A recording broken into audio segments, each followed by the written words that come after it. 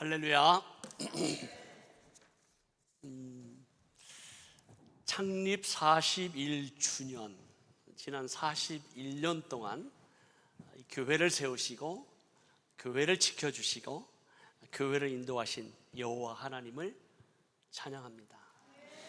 우리 한번 하나님 앞에 영광의 박수 올리겠습니다. 이런 창립을 기념하는 주일에는 보통 기쁘고 감사하고 음식도 풍부해서 이 잔치인데, 선교사를 초청하는 것도 대단한 일이고, 또 선교사를 초청해서 듣는 메시지가 이스마엘의 울부짖음이라 이게 영 안 맞는 것 같은 느낌이 솔직히 옵니다. 그럼에도 불구하고 목사님께서 선포하신 것처럼 지난 41년 동안 하나님께서 우리 새생명교회를 통해서 영광을 받으시고 앞으로 주님 오시는 그날까지 세계 선교 사명을 하시겠다라고 하는 하나님의 거룩한 부르심과 또 그 사명 앞에 응답하신 것으로 믿습니다. 그게 보통 교회가 아니로거나 생각을 한 거예요. 그래서 제가 한번 몇 가지 질문을 좀 해보려고 합니다. 지난 41년 동안 교회가 창립한 이후로부터 지금까지 교회를 다니신 분 혹시 계세요? 계시면 한번 손 한번 좀 들어주실래요? 41년 동안 초창기부터 지금까지 아마 많이 돌아가셨을 것 같아요. 네, 없고, 내가 이 교회에 나온 지 한 30년 이상 됐다, 손 드시는 분이시죠? 30년. 우리 이분들 우리 참 격려하고 참 축복하는 박수 한번 올려드리죠. 대단하십니다. 20년 이상 됐다. 예, 우리 또 권사님들 많이 손들죠. 우리 축하드립니다. 정말 감사합니다. 네, 10년 이상 됐다. 네, 또 여러분 계시는데 감사드리고, 그 밑에는 안 물어보겠습니다. 한 교회에서 충성한다라고 하는 것이 참 쉽지 않습니다. 또 제가 지금 선교사로 지금 31년 차 하고 있는데, 선교사로 하나님의 부르심을 받고 선교의 사명을 감당하는 것도 결코 쉽지 않습니다. 이것이 하나님의 은혜다라고 고백할 수밖에 없습니다. 여러 가지 많은 어려움과 도전이 왜 없었겠습니까? 또 이민교회의 목회자로 초청하는 여러 가지가 왜 없었겠습니까? 그러나 그 부르심이 너무나도 분명하기 때문에 참으로 하나님께서 저희 가정을 인도하신 하나님의 신실하심에 정말 감사드리면서 저희를 잠시 소개하도록 하겠습니다. 저는 92년도에 크리스천 앤 미셔너리 얼라이언스 CNM의 미국 교단의 파송 선교사로 얼바인에 있는 베델 교회에서 파송을 받고 러시아 칼미키아라고 하는 소수민족 공화국에 복음을 들고 교회를 개척하는 사역으로 부르셨습니다. 칼미키아, 소련 당시에 그 당시 120여 소수민족이 있었고요. 그 가운데 91년 소련이 멸망하면서 15개의 소수민족 공화국은 완전히 독립을 했습니다. 우리가 알고 있는 우즈베키스탄, 카자흐스탄, 몰도바, 키르기즈스탄, 백러시아, 우크라이나, 요즘 전쟁이 한참 다 독립했거든요. 그 가운데 독립하지 못한 소수민족 공화국이 아직도 많이 있습니다. 그 가운데 체첸공화국도 있고, 체첸공화국 바로 위에 징기스칸의 후예들인 몽골 사람들이 남한만한 땅덩어리에 15만 명이 살고 있습니다. 카스피아해 과거에 소금물에 잠겼기 때문에 농사는 불가능하고 유목민족으로 살아가는 남아있는 이 칼믹 사람들은 그들의 몽골 문화, 그리고 언어, 그리고 라마 불교를 지금도 믿고 생활하고 있습니다. 이곳에 하나님께서 저희 가정을 보내주셔서 그곳에 복음을 전하고 교회를 개척하는 일이 결코 쉬운 일은 아니었습니다만, 하나님의 은혜로 교회가 개척이 되고 주의 종들이 세워지고 또 다섯교 교회가 개척이 되는 놀라운 하나님의 은혜를 경험하게 하셨습니다. 그러나 저희들의 사역이 점점 알려지면서 결국 저희는 이제 러시아 중앙정부로부터 추방을 받게 됩니다. 그리고 2002년도에 터키로 부르심을 받았습니다. 오늘 하나님께서 우리 주신 이 말씀, 이스마엘의 울부짖음이라고 하는 이 제목을 가지고 우리 성도님들과 함께 정말 41주년을 우리가 만든 그 은혜와 기쁨과 감사가 있지만, 앞으로 하나님께서 우리 교회를 향한 하나님의 부르심이 무엇인지 우리가 생각하고 또 결단하는 시간이 되기를 간절히 소원합니다. 우리 같이 기도하겠습니다. 하나님 아버지, 감사합니다. 오늘 이 시간 우리 가운데 임재하시고 하나님 우리에게 말씀하옵소서. 하나님의 말씀은 살아 운동력이 있어 자유할 수 없던 검보다 예리해서 혼과 영과 관절과 골수까지 찔러 쪼개기까지 능력의 말씀으로 나타나시고 우리의 삶의 레마로 받아들여져 아멘으로 화답하는 이 시간 되도록 축복해 주옵소서. 우리 구주 예수 그리스도의 이름으로 기도하옵나이다. 아멘. 우리가 주님께서 주신 이 지상대명령은 잘 알고 있습니다. 마태복음 28장 18절에서 20절 말씀 가운데 하늘과 땅의 모든 권세를 회복하신 우리 주님께서 그러므로 너희는 가서 모든 민족으로 제자를 삼아 아버지와 아들과 성령의 이름으로 세례를 베풀고 내가 너에게 분부한 모든 것을 가르쳐 지키게 하라. 볼지어다 내가 세상 끝날까지 너희와 항상 함께 있으리라 약속하셨습니다. 여기에 주님의 주신 지상대의 명령에 보면 네 가지의 동사가 나오죠. 가라, 제자 삼으라, 세례를 베풀라, 그리고 지키게 하라, 가르쳐 지키게 하라, 이렇게 나오는데, 원어 성경, 헬라 성경을 보면 동사는 하나밖에 나오지 않습니다. 영어도 동사는 하나예요. 나머지 세 개는 파리스퍼, 분사입니다. 그렇다면 이 네 개의 동사 가운데서 가장 중요한 주 동사는 무엇일까요? 가라. 우리 다 틀려도 괜찮습니다. 일부에 보니까 전혀 손을 안 드시더라고요. 가라가 가장 중요한 동사다라고 생각되시는 분 틀려도 좋아. 손 들어보세요. 가라. 예. 한 20명 정도 손 드셔요. 그래, 제자 삼으라, 이게 중요한 동사다. 제자 삼으라. 예, 막 빛이 너무 환해가 잘 안 보이지만 한 세너 분. 그리고 세례를 베풀라, 이게 얼마나 중요하냐. 그리스도인으로서 세례를 베풀어야지. 중요하다. 동사, 주동사다. 우리 권사님 또 드셨어요. 그리고 가르쳐 지키게 하라, 이게 중요하다. 이렇게 믿으신 분들, 네, 또 한 10분 정도 손 드셨어요. 여기서 가장 중요한 동사는 제자 삼는 겁니다. 제자를 삼기 위해서 가야 하는 것이고, 제자를 삼은 다음에 이 세상에서 예수 그리스도를 믿는 제자로서 그리스도와 함께 십자가에 못 박혀 죽고 그리스도와 함께 부활했다라고 하는 것을 세상에 선포하기 위해서 세례를 받는 것이고, 그리고 주님 오시는 그날까지 주님께서 주신 지상태의 명령을 순종하도록 가르쳐 지키게 하는 것, 이것이 주님의 지상태의 명령입니다. 그렇기 때문에 가장 중요한 주 동사는 뭐라고요? 제자 삼는 거예요. Make disciples. 근데 여기 보니까 한국 사람만 제자 삼으라고 그랬죠? 뭐라고 적혀 있어요? 모든 민족으로 제자를 삼으라.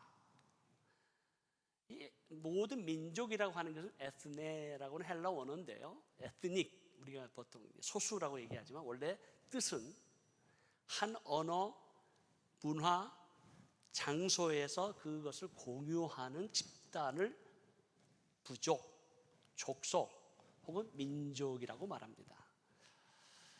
이런 민족들을 제자 삼으라라고 주님께서 11제자와 그에 따르는 제자들에게 말씀을 하셨을 때 이 제자들은 이게 무슨 말인지 전혀 이해하지 못합니다. 왜냐하면 이스라엘 민족은, 유대인들은 하나님으로부터 선택받았다라고 하는 자부심과 특권의식이 있고, 모세의 율법을 가졌고 하나님으로부터 은혜와 축복을 받은 민족이라고 생각했기 때문에 하나님의 율법이 없는 이방인들은 하나님의 은혜와 축복에서 벗어났고, 그들은 개나 돼지처럼 취급하던 그 당시에 다른 이방인들을 제자 삼으라 라고 하는 그 주님의 명령을 이해하지도 받아들여지지도 않습니다.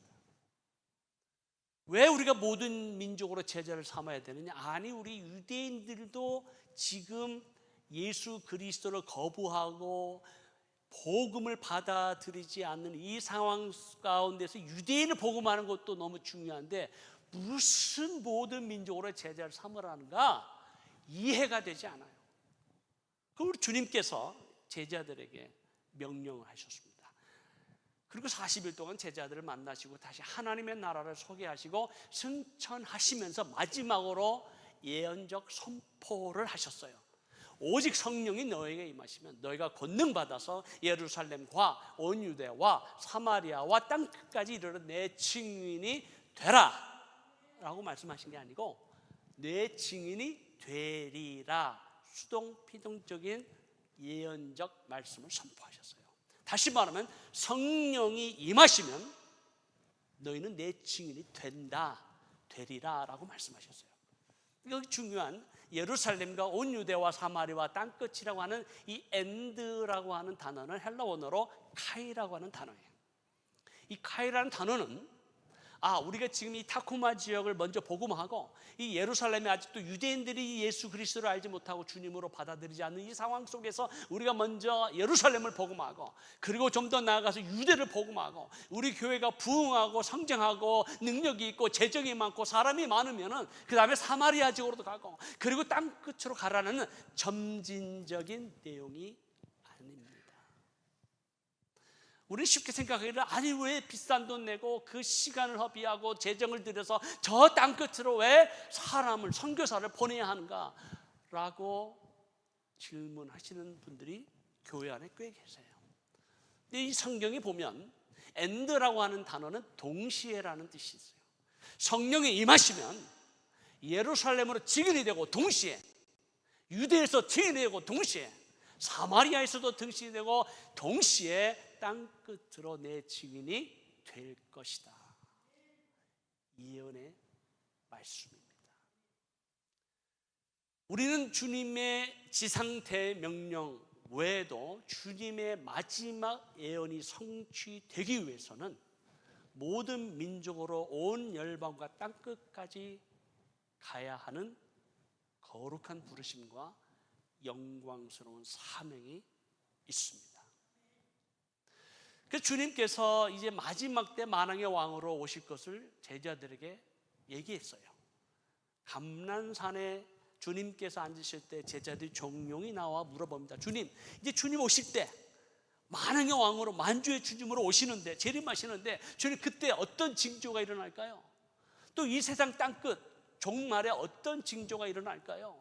라고 질문할 때 주님께서 제자들에게 마태복음 24장에 보면 미혹하는 영이 나타나 수많은 사람을 미혹하게 하리라. 요즘 사탄이 우는 사자처럼 할 수만 있으면 믿는 자도 시험케 하고 사단의 목적은 수많은 영혼들을 도적질하고 죽이고 멸망시키는 것이 그의 목적이기 때문에 미혹하는 영이 마지막 때 극성을 부릴 것이다. 그리고 첫째의 기근과 지진과 홍수가 일어날 것이고 전쟁과 난리의 소문을 듣게 될 것이다. 그러나 이것은 마지막의 시작이다라고 말씀하시고 언제 주님 오시겠는가? 언제 이 세상에 종말이 오겠는가? 가장 중요한 힌트는 14절 말씀이에요. 주님이 언제 오시겠는가? 그날과 그때 그 시는 아무도 알 수 없지만 무화과 나무의 가지가 연화해진 것을 볼 때 여름이 가까이 온 줄 알라라고 말씀하셨어요. 이 시대를 분별하면서 정말 우리가 마지막 시대를 살아가고 있는가? 근데 중요한 것은 이 천국 하나님 나라의 복음이 모든 민족에게 증언되기 위하여 온 세상에 전파되리니 그제야 뭐가 온다고요? 끝이 오리라. 언제 이 세상의 종말이 오는가? 이 세상에 있는 모든 민족이 예수 그리스도를 믿으면 아니에요. 복음이 전파되면 끝이 오는 거예요. 중요한 것은 예수 그리스도를 믿고 안 믿고는 하나님의 절대 주권에 달린 것이고 믿고 안 믿고는 그들의 선택이에요. 우리의 책임은 복음을 전파하는 거예요. 그럼 도대체 복음이 이 지구상에 어디 어디까지, 언제까지, 어느 곳까지 전파되었는가가 우리의 질문이에요. 세례 요한의 때부터 하나님의 나라는 침노를 당하는, 침노하는 자는 빼앗는다. 여러분이 하나님의 나라가 어디에 있습니까? 하나님의 나라가 어디 있어요? 우리 마음에 있다. 한번 찾아볼까요? 어디에 있나? 우리가 하나님의 나라가 어디에 있는지 우리는 잘 경험되지 않은 것 같아요. 하나님의 나라의 영광과 존귀와 능력과 권세가 우리가 예수 그리스도 믿는 제자라고 하지만 그것이 막 느껴지나요? 보여지잖아요? 체험되어지나요? 그게 잘 느껴지지 않으니까 하나님의 나라가 어디에 있는지 궁금한 거예요. 하나님의 나라가 어디에 있습니까? 우리 주님께서 분명히 너희 가운데 있다라고 말씀하셨어요. 근데 그 하나님의 나라가 완성이 되었을까요? 아니에요. 아직 완성되지 않았어요. 성령 하나님이 우리와 함께 하시기 때문에 하나님의 나라가 이미 우리 가운데 임하였지만 하나님의 나라가 확장되고 완성되기까지는 주님의 몸된 교회를 사용하십니다. 음부의 권세가 이길 수 없는 주님의 몸된 교회를 통해서, 성도를 통해서 하나님의 나라의 영광과 존귀와 능력이 우리의 가정과 우리의 삶과 우리의 일터와 우리의 공동체 가운데 능력이 나타나고 이것이 확장되고 온 열방과 모든 민족 가운데 드러나서 하나님의 나라가 완성되기까지 하나님의 나라를 침노하라고 말씀하세요. 침노한다는 단어가 좀 부정적인 것 같아서 빼앗는다라는 단어잖아요. 근데 NIV의 성경을 보면 이렇게 번역해요. 세례 요한의 날부터 하나님의 나라는 힘차게 전진하고 있으며 힘이 있는 자가 그 나라를 어떻게 한다? 차지하게 된다. 그러면 하나님의 나라는 우리가 정복해야 돼. 아니 하나님의 나라가 이미 임했는데 아니 하나님의 나라를 왜 뺏어야 되고 하나님의 나라를 왜 정복해야 되는가? 이미 하나님의 나라는 임했지만 그 하나님의 나라가 주님의 몸된 교회, 성도를 통해서 계속해서 확장되어지는 것을 침노한다라고 표현합니다. 이 하나님의 나라에 대해서 우리는 얼마나 기도했을까요? 여러분 2000년 동안 예수 그리스도 믿는 성도들이 고백한 게 있습니다. 주기도입니다. 우리 주님이 가르치신 기도예요. 그 기도를 보면 하늘에 계신 우리 아버지여 선포하고 이름이 거룩히 여김을 받으시오며 나라가 임하오시며 뜻이 하늘에서 이루어진 것 같이 땅에서도 이루어지리다 라고 기도합니다. 근데 이 기도를 예수 믿는 모든 성도는 2000년 동안 고백하고 선포했어요. 근데 우리 이 주기도문의 깊은 내용을 알아야 돼요. 우리는 늘 하나님 앞에 땅콩 달라고 이 문제 해결해 달라고 병 고쳐 달라고 우리의 재산 문제 해결해 달라고 우리의 자녀를 위해서 해결하고 기도하기 전에 주기도문에 이 세 가지의 명령문이 나와 있습니다. 하늘에 계신 하나님을 향해서 기도할 때 첫 번째 기도 제목이 Hallowed be thy name. 하나님 아버지의 이름이 거룩히 여김을 받으소서. 두 번째는 Thy kingdom come. 하나님의 나라가 임하시옵소서. 세 번째는 하나님의 뜻이 하늘에서 이루어진 것처럼 이 땅에서도 이루어 주옵소서. 이것이 우리 기도의 첫 번째 나와야 될 제목이에요. 근데 이 세 가지의 기도가 다 명령형이에요. Hallowed be thy name. 하나님의 이름의 영광을 받아라. Come thy kingdom. 하나님의 나라가 임하라. 하나님의 뜻이 하늘에서 이루어진 것처럼 이 땅에서도 이루어져라. Thou will be done. 명령하라고 우리를 주기도문을 가르쳐 주셨어요. 우리 감히 기도할 때 명령하는 게 죄송스러워서 간청하고 이렇게 간구하는 것 같지만 사실은 명령을 해야 돼요. 왜요? 하늘과 땅의 권세를 우리에게 주셨기 때문에, 자녀된 권세를 주셨기 때문에 우리는 기도할 때 그저 간구하는 기도는 그 뒷부분에 나오고 먼저 명령하면서 선포하라는 거예요. 하나님 아버지 이름이 거룩히 받을지어다. 하나님의 나라가 임할지어다. 하나님의 뜻이 하늘에 이루어진 것처럼 이 땅에서 이루어질지어다. 이렇게 선포하는 거예요. 그 기도를 들으시고 하나님께서 우리의 기도를 통해서 역사하실 줄로 믿습니다. 그래서 2000년 동안 계속해서 그 기도를 선포하고 지금까지 달려왔는데도 당장 오실 것 같은 주님이 2000년 동안 아직도 오시지 못하는 이유가 무엇인가요? 우리 주님께서 뭐라고 그러셨어요? 내가 속히 오리라. 속히 오리라. 그래서 초대교회 성도님들은 인사가 뭐였어요? 마라나타, 아멘, 주 예수여 오시옵소서. 이게 만날 때도 마라나타, 헤어질 때도 마라나타, 그게 인사예요. 근데 2000년이 넘도록 주님이 못 오시는 거예요. 왜요? 땅끝까지 복음이 전파되지 않았기 때문에. 신랑 되신 주님은 신부된 저와 여러분을 얼마나 만나고 싶어 하시겠어요? 신랑은 2000년을 기다리고 계세요. 근데 우리는 별로 주님 오시는 걸 반가워하지 않아요. 주님 사모하십니까? 주님 속히 오시기를 원하십니까? 아멘. 이것이 빨리 이루어져요. 그러니까 주님이 이제 더 이상 못 참으세요. 그 당시에 이 복음이 모든 민족에게 전파돼야 되는데 초대교회 성도들은 로마 제국을 변화시키면 땅끝이라 생각했고, 심지어는 사도 바울은 스페인에까지 복음을 전하면 주님 오신다라고 생각을 했어요. 그 로마의 교회에 보내는 편지에 보면 내가 서바나로 가야 하리라. 너희를 거쳐서 서바나까지 난 가고 싶다. 왜? 땅끝이었기 때문에. 근데 그것이 땅끝이 아니었죠. 근데 사도 바울은 서바나, 스페인까지 가지 못하고 로마 감옥에서 순교하게 됩니다. 이 지구상에 도대체 몇 개의 종족, 민족이 있을까요? 엔트로폴로지, 그러니까 인류학적인 측면에서, 문화적인 측면에서 약 24,000개의 부족, 종족, 민족이 있다고 말합니다. 뭐 아프리카의 조그마한 피그미 종속으로부터 시작해서 아마존간에 있는 수백 명의 부족까지, 또 한민족의 8천만 인구를 다 종합해 보니까 이 지구상에 몇 개가 있다고요? 24,000개가 있다. 그 24,000개 모든 족속들에게 복음이 전파되면 우리 주님 오십니다. 그래서 2019년에 미국에 있는 모든 교단과 선교단체들이 연합해서 Finishing the Task Network이라고 조직을 해서 도대체 이 복음이 어디까지 전파됐는가, 어디까지, 어느 민족에게까지 전파되고 있는가. 전에는 unreached people, 미전도 종족이라는 것이 30년 전에 이미 나왔었어요. 그래서 그 미전도 종족이 도대체 뭐냐, 어디까지냐 계속 연구했는데, 이제는 unengaged, unreached people 그룹이라, 스스로 복음을 전할 수 없는 상태이거나 예수 그리스도의 복음을 단 한 번도 들어보지 못한 그 그룹들이 몇 개가 있는가 조사해보자. 그랬더니 369개. 지금부터 4년 전 얘기예요. 369개였다.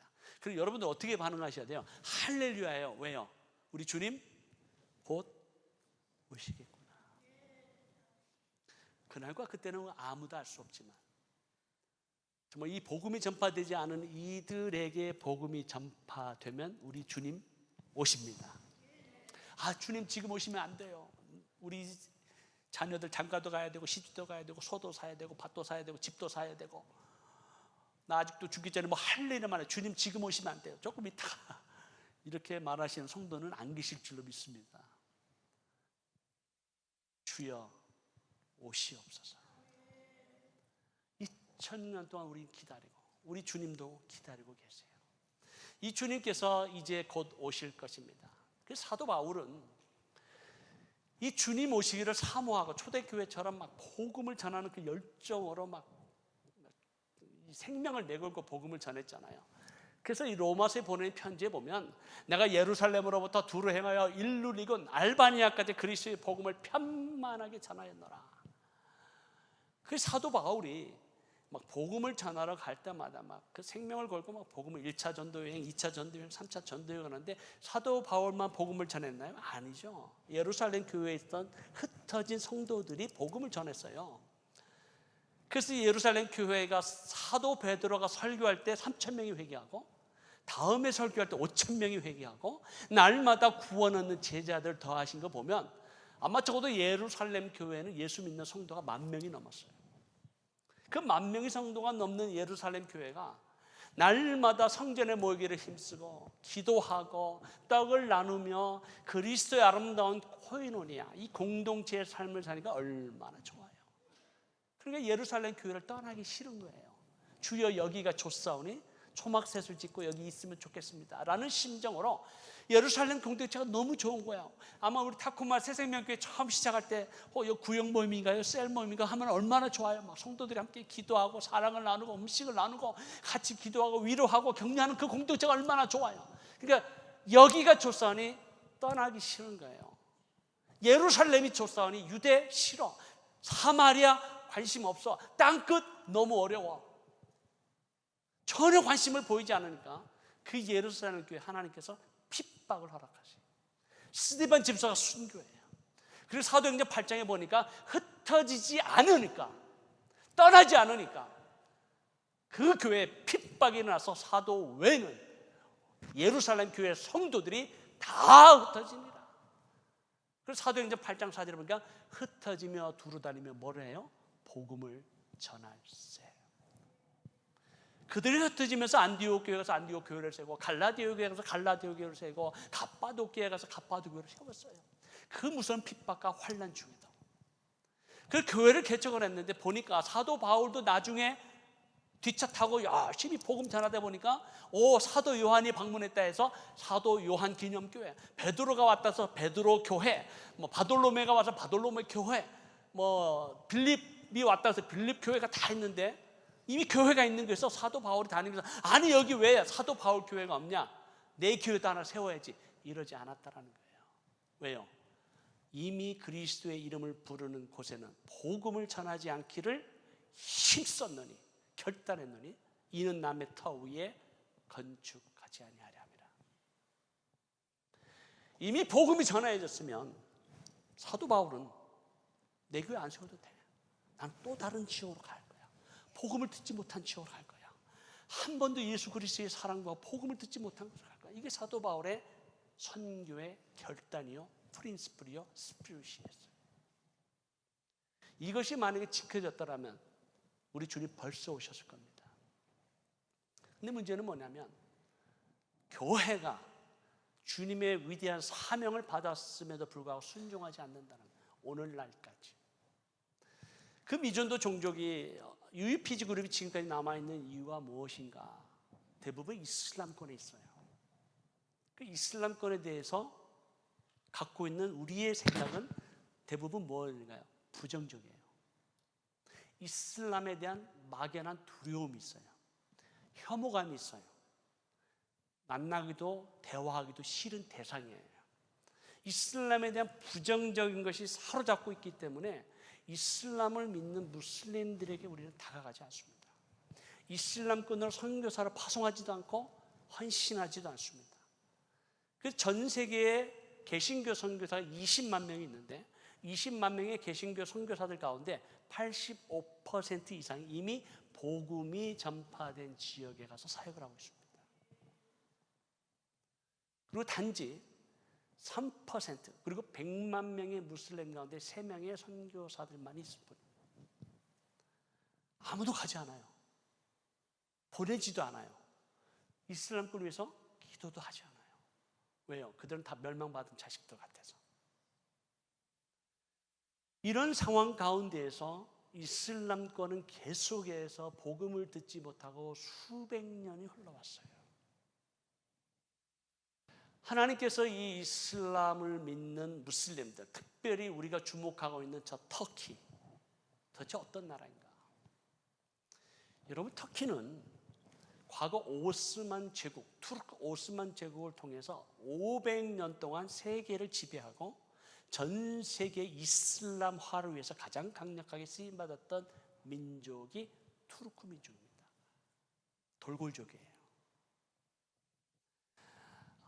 시간이 많이 갔기 때문에 좀 얘기하기가 좀 저기 하지만 나중에 오늘 오후 2시에 또 이 돌골족에 대해서, 투르크 민족에 대해서 좀 얘기하겠습니다. 이 터키가 초대교회 성도들의 눈물과 땀과 순교의 피를 흘렸던 이 복음의 꽃을 피웠던 이 땅이 완전히 영적으로 황폐해진 거예요.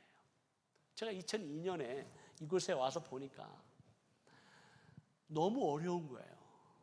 아니, 제가 어렵다는 러시아 칼미카에서 복음을 전하는 교회 개척하는데 많은 도전이 있었지만 하나님의 은혜로 복음을 전하는 교회를 개척하고 지도자를 훈련했는데, 터키에서 제가 10년을 사역했는데 단 한 명의 개종자도 얻지 못합니다.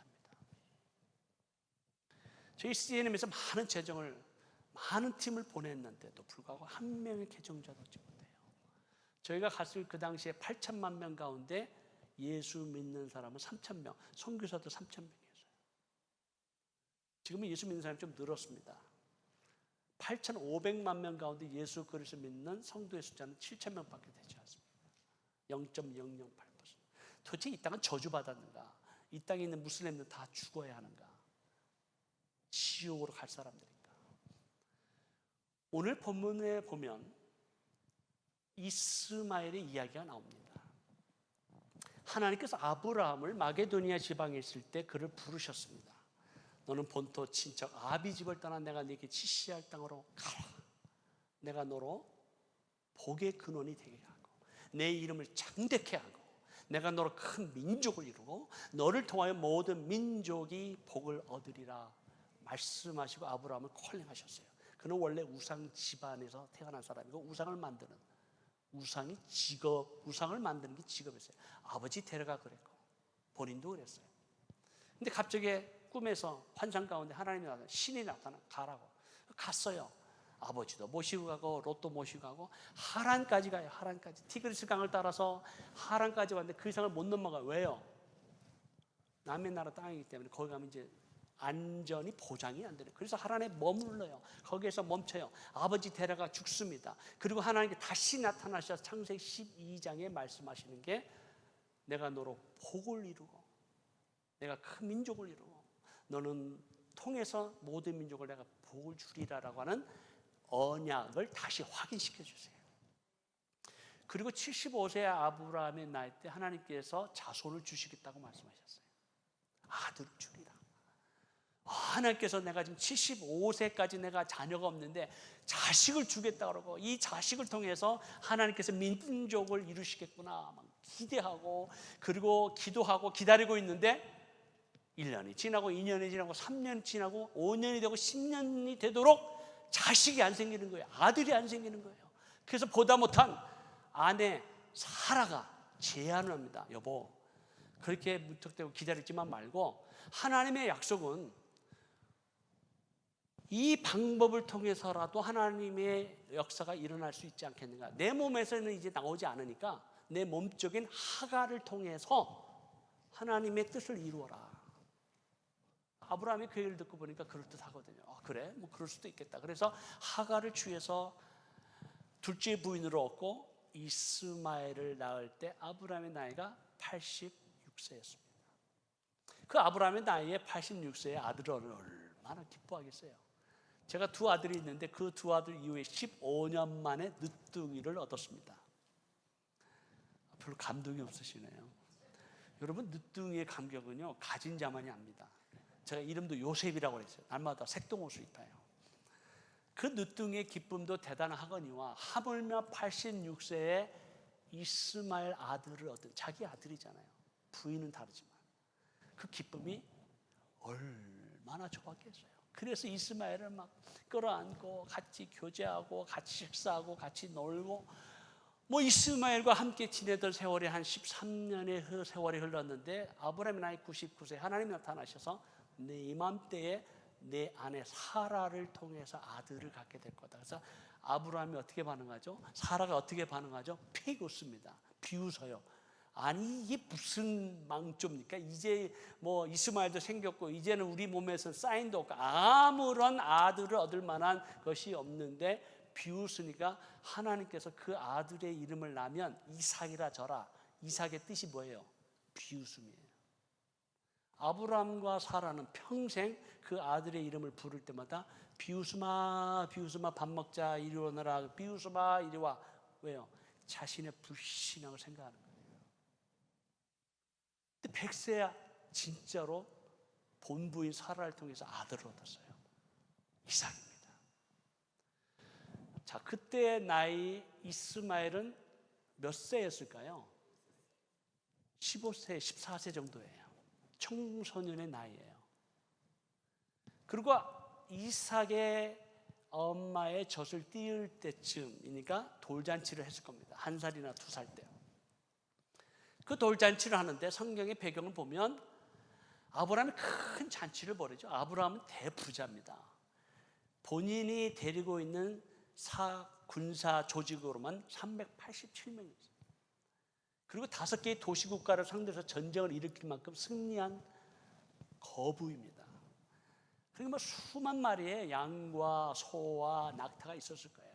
그 당시에 강력한 영향력을 가졌던 사람이 아브라함. 큰 잔치를 벌이니 얼마나 대단한 잔치였겠습니까? 근데 대잔치를 벌이는데 성경에 보니까 사라가 본즉 아브라함의 아들 애굽 여인 하갈 아들이에요. 아브라함의 아들이에요. 이스마엘이 이삭을 놀리는지라라고 나오는데 옛날 성경을 보면 희롱하다, 영어로는 마킹이다. 히브리 원어 의미는 physical abuse예요. 자, 지금 이스마엘의 상태가 어떤지 생각해 보세요. 아버지로부터 모든 관심과 사랑을 받고 있던 자기가 이삭 자기 동생이 태어남으로 말미암아 아버지의 사랑과 관심이 다 사라지고 아버지로부터 받을 모든 유업, 재산이 이삭에게로 흘러간다는 것을 이스마엘이 알아요. 그래서 이삭을 보고 시기와 질투 그리고 아버지의 사랑을 다 빼앗겨버린 이스마엘이 이삭을 보고 어떻게 하는 거예요?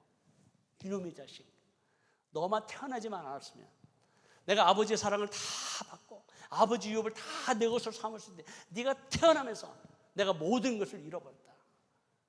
그거예요. 그걸 누가 봐요? 사라가 보는 거예요. 엄마가 보는 거예요. 엄마의 직감이라는 게 있잖아요. 이놈이 내 아들 이삭을 어떻게 해요? 해코지하겠구나, 죽이겠구나. 그래서 사라가 막 쪼르륵 달려가지고 아브라함한테 남편한테 여보 당장 이 하갈과 이스마엘을 내어쫓아 그렇게 얘기를 해요. 그때 아브라함이 이 얘기를 듣고 아니 어떻게 이삭을 이렇게 희롱하고 이렇게 먹킹하고 이렇게 피지컬 어뷰스 할 수 있냐, 이놈을 당장 혼내야지 이렇게 얘기했나요? 당장 내쫓아야지 그랬나요? 아니요. 성경에 보니까 심히 근심하더라. 왜요? 이스마엘도 아들이에요. 근심하는 거예요. 고민하는 거예요. 이거 어떻게 하지? 근데 그날 밤에 하나님께서 나타나셨어요. 그리고 하나님께서 말씀하셨어요. 그리고 사라의 말을 들어라. 그리고 그날 밤에 하나님과 아브라함과의 대화 속에서 무슨 일이 있었는지 우리는 성경은 얘기하지 않아요. 근데 그 다음 이른 새벽에 아브라함이 하갈과 이스마엘을 부르고 떡 한 조각하고 물 담은 가죽 부대를 줘서 사막으로 광야로 내어줬습니다. 여러분, 세상에 이런 아버지가 있어요? 아니 14년 동안 자기가 기르고 사랑을 나누고 함께했던 아들 이스마엘을 어차피 유업을 이삭과 함께 나눌 수 없다면 적어도 자기 재산 중에 아버지가 그래 내가 한 소 1000마리, 양 한 2000마리, 낙타 한 500마리 내가 줘서 너 어미와 함께 하갈에서 먼 곳에 가서 행복하게 살아라 이래야 되는 거 아니에요? 아버지라면 그래야죠. 근데 빵 한 조각 주고 가죽 부대 하나 주고는 사막으로 내어 쫓으면서 죽으라는 거예요. 이러한 매정한 아버지의 행동을 경험한 이스마엘은 어떤 마음이 들까요? 아버지로부터 배신을 당하고 자기 엄마도 버림받고 이삭 때문에 자기가 상처를 받을 뿐만 아니라 모든 유업을 다 잃어버렸다는 절망한 상태 속에서 그의 끓어오르는 분노, 그것을 어떻게 해결할 수 있을까요? 그래서 사막에서 대성통곡을 합니다. 죽게 되었을 때. 그날 밤에 아브라함과 하나님과 어떤 대화가 있었는지 모르겠지만 아브라함이 이렇게 매정하게 행동할 수밖에 없는 뭔가가 있었다라는 거예요. 어쩌면 하나님께서 이삭을 통해서 야곱을 통해서 장차 온 인류의 구원을 위한 메시아의 어떤 하나님의 예언적 말씀이 있었는지 또 이 이스마엘을 통해서 끊임없는 그 메시아를 대적하고 죽이려고 하는 그 음모와 그에 대한 모든 사건을 하나님 말씀하셨는지 몰라요. 그리고 이삭의 자손들과 이스마엘 자손들이 끊임없이 수천 년 동안 서로 미워하고 증오하고 싸우고 전쟁할 것이라고 하는 걸 말씀하셨기 때문에 이스마엘은 죽어야 되는구나. 그래서 내쫓아버려요. 죽으라고 내쫓아요. 근데 광야에서 울부짖는 그 이스마엘의 그 울음을 들으시고 하나님께 나타나셔 이스마엘을 살려주세요. 아니, 하나님께서 장차 미래에 이삭의 자손들, 우리가 알고 있는 이스라엘 민족과 유대인들, 그리고 이스마엘 자손이라는 아랍 족속과 그리고 이슬람을 믿고 있는 수많은 무슬림들, 수천 년 동안 반목과 시기와 질투와 싸움과 전쟁을 우리 하나님 미리 아실까요? 모르실까요? 아세요. 아시는 하나님이라면 어떻게 해야 돼요? 이스마엘을 광야에서 죽게 내버려둬야 돼요. 근데 하나님이 살려주세요. 왜 살려주실까요? 왜 살려주세요? 단지 궁휼한 마음 때문에? 아니요. 아브라함과 세운 언약 때문입니다. 우리 하나님은 한 약속하실 때 그 생명을 걸고 지키신다고 말씀하시는 신실하신 하나님이세요. 아브라함은 실수했어요. 인간의 방법으로 하나님의 언약을 이루어 드리려고 하는 불신앙의 모습을 보였다 할지라도 우리 하나님은 신실하시기 때문에 아브라함과 세운 언약을 지키시는 하나님이십니다. 왜요? 아브라함을 통해서 내가 너로 복의 근원이 되게 하고 네 이름을 창대케 하고 내가 너로 큰 민족을 이루고 모든 열방과 모든 민족이 너를 통해서 복을 얻으리라라고 하는 그 약속, 그건 이스마엘에게도 적용이 되는 거예요. 그래서 하나님께서 이스마엘을 살려주시고 축복하시고 언약을 세우시고 이스마엘이 12두령의 아비가 되고 그리고 이스마엘을 통해서 큰 민족을 이룰 거라고 하나님께서 말씀하세요. 왜요? 아브라함과 세운 언약 때문에요. 여러분, 우리는 때로는 실수하고 때로는 넘어지고 때로는 하나님을 기쁘시게 하지 못하고 성령을 금식케 한다 할지라도 예수 그리스도의 피값으로 사신 하나님의 자녀를 향한 하나님의 약속은 영원할 줄로 믿습니다. 참 신실하신 하나님. 그 하나님께서 그 이후에 일어날 수많은 아픔과 고통과 눈물이 있다 할지라도 그 아브라함과의 약속을 지키시기 위해서 하나님께서 그 역사 가운데 그것을 이루시면서 마지막에 이스마엘의 자손들이 하나님 아버지께로 돌아올 것을 예언하셨어요. 그것이 이사야서에 기록되어 있어요. 장차 마지막 때 서로가 반목하고 미워하고 증오하지만 참된 아버지의 품으로 다시 돌아오게 되는 그 이스마엘의 자손들, 현재 그들은 알라라는 신을 섬기고 있어요. 이슬람이라는 종교에는 사랑이라는 단어가 없어요. 알라를 아버지라고 부르지 않아요. 어쩌면 이스마엘이 받았던 그 상처와 분노와 고통과 그 모든 것들이 오늘날 우리가 알고 있는 무슬림들에게 흘러갔는지도 모릅니다. 그래서 그들은 기독교를 저주해요. 유대인들을 증오해요. 그리고 그들을 죽이고 싶어요. 왜요? 그들에게 그 분노가 있기 때문에. 알라는 두려움의 대상이에요. 사랑을 알지 못해. 아버지의 품에서 떠나 있기 때문에. 그럼 그들은 하나님 아버지의 품으로 다시 돌아오게 하려면, 그들이 참된 아버지의 사랑을 경험하게 하려면, 하나님의 나라로 다시 돌아오게 하려면 누가 아버지의 사랑을 그들에게 전하겠습니까? 사탄은 이스마엘 자손들이 마지막 때 돌아올 것을 알기 때문에 돌아오지 못하도록 막아요. 그리고 그리스도인들에게 두려움을 줘요. 혐오감을 줘요. 그래서 복음을 전하지 못하도록, 하나님의 사랑을 증거하지 못하도록 막아요. 우리 사단의 속임수에 속고 있습니다. 이슬람은 사탄이 수많은 영혼들을 도적질하고 죽이고 멸망시키는 도구예요. 그러므로 우리 이슬람을 대적해야 됩니다. 그러나 무슬림은 이슬람을 믿는 잃어버린 하나님 나라의 백성들이에요. 무슬림은 복음을 들어야 될 대상이에요. 미움의 저주의 대상이 아니에요. 그들이 하나님 아버지로부터, 아브라함으로부터 버림받았어요. 그들은 지금도 울부짖고 있어요. 하나님의 사랑을 경험하고 싶어요. 근데 누가 복음을 전하지 않는 거예요. 아무도 가지 않아요. 근데 하나님께서 요즘은 이슬람권에 있는 땅과 백성들을 막 흔드세요. 마지막 때이기 때문에. 흩어지는 수많은 무슬림들. 오늘 2시에 제가 정확하게 어떤 일들이 일어나고 있는지 여러분에게 소개할 겁니다. 하나님께서 더 이상 지체하지 않으세요. 이제는 더 이상 기다리지 않으세요. 아브라함이 죽을 때 이삭과 이스마엘이 화해하고 아버지의 장사를 지냅니다.